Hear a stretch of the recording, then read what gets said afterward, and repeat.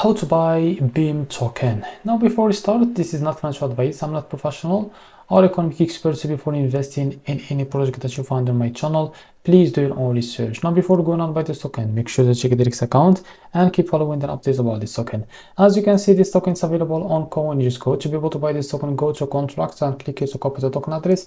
And remember, this token address is under the base network. Now open your page, get white for that, go to your wallet and try to select the base as a network from here. Click on this plus icon here. As you can see, now paste the token address in the search bar, and as you can see in this plus icon next to this token, click on it to add this token to your wallet. Now go back to your wallet and now find your token that you just added called BIM. So after you find it, as you can see here, now click on it and now click on swap. Now switch from here, and from the top select the token that you want to buy with, for example USDC, and here you can type how much you want to buy. So here you will be able to see how much you receive that token. As you can see now, you will be able to see it, as you can see, and here click on top and you will be able to buy this token. So this is how to buy BIM token.